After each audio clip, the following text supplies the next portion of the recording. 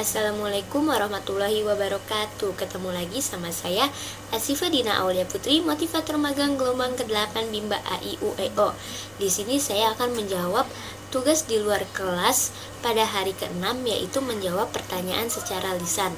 Pertanyaan A, pertanyaan mengenai metode individual system. Pertanyaannya, apa pengertian individual system? Individual system adalah proses belajar di mana anak sebagai subjek belajarnya. Pertanyaan kedua, mengapa pendekatan yang dilakukan secara individual system? Karena dengan pendekatan individual system ini dilakukan sesuai dengan kemampuan dan kemauan masing-masing anak. Pertanyaan ketiga, apa tujuan yang ingin dicapai dengan melakukan pendekatan secara individual system? Tujuan dengan adanya metode individual system ini yaitu agar proses belajar dapat dilakukan secara bertahap atau small step system. Pertanyaan nomor 4. Di Bimba, murid dan guru memiliki peran masing-masing. Sebutkan apa saja peran guru dan murid. Bagi guru memiliki peran yaitu memberikan motivasi kepada anak agar anak semakin bersemangat belajarnya, sehingga anak semakin hari semakin bergelora minat belajarnya. Selain itu, guru memfasilitasi kegiatan bermain sambil belajar yang sesuai dengan kemampuan anak Sedangkan anak memiliki peran yaitu anak berperan aktif dalam kegiatan di dalam kelas, yaitu kegiatan bermain sambil belajar. Pertanyaan nomor 5. Apa perbedaan antara metode individual system dengan classical system? Pada metode individual system, di dalam kelas hanya terdapat 3-5 murid saja. Materi yang diberikan berbeda-beda, kurikulum menyesuaikan dengan anak sebagai subjek belajar. Sedangkan pada classical system kebalikannya, yaitu di dalam kelas terdapat beberapa murid, bahkan ada yang terdapat banyak murid. Selain itu, materi yang diberikan seragam. Kurikulum sudah ditentukan dan guru sebagai sumber belajar. Pertanyaan nomor 6. Bagaimana cara yang dilakukan motivator agar dapat melakukan pendekatan secara individual system? Yaitu dengan cara memperlakukan anak sesuai dengan karakter dan kesukaan masing-masing anak, sehingga motivator harus mempelajari dan mengenal karakter setiap anak didiknya. Motivator harus mencari tahu kesukaan anak didiknya, dan motivator jangan minta dimengerti oleh anak, karena motivator sendiri yang harus mengerti anak dan berikan reward sesering mungkin. Pertanyaan nomor 7. Apa dampak yang akan terjadi bila pendekatan dilakukan secara individual system? Bila pendekatan dilakukan secara individual system, maka akan terciptanya proses belajar secara bertahap atau small step system.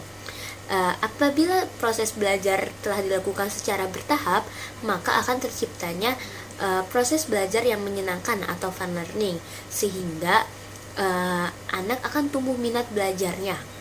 Apa dampak yang akan terjadi bila pendekatan dilakukan secara classical system?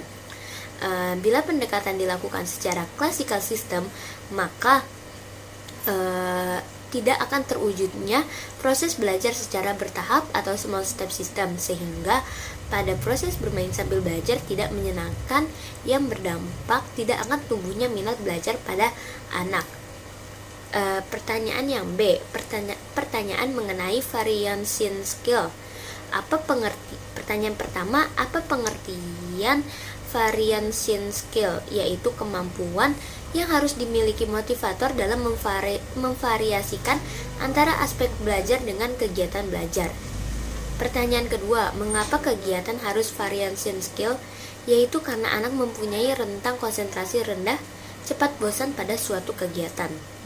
Pertanyaan ketiga, apa tujuan yang ingin dicapai dengan memvariasikan kegiatan belajar? Tujuannya yaitu agar anak tidak merasa bosan, semakin tertarik, bersemangat, dan berantusias dalam kegiatan bermain sambil belajar.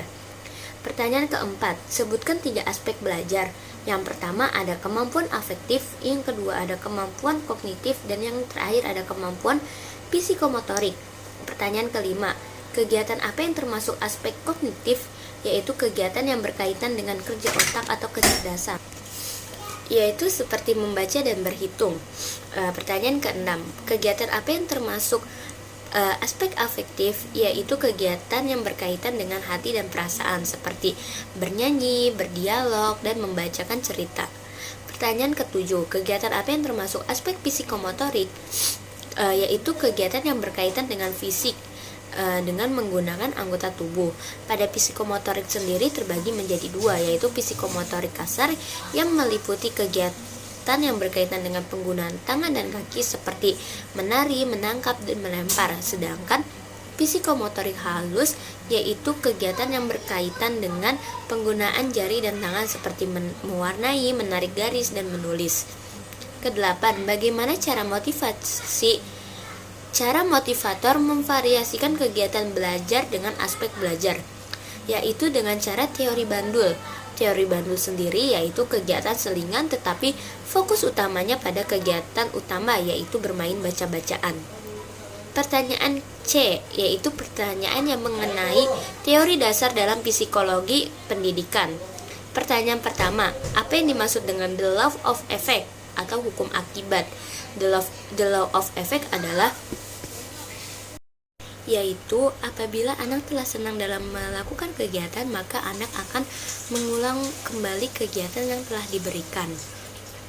Pertanyaan kedua, apa yang dimaksud dengan the law of exercise atau hukum latihan? Yaitu apabila anak telah mengulang-ulang, maka anak akan terampil dan bisa. Pertanyaan ketiga, apa yang dimaksud dengan the law of readiness atau hukum kesiapan? Yaitu apabila anak telah terampil dan bisa, maka anak semakin siap.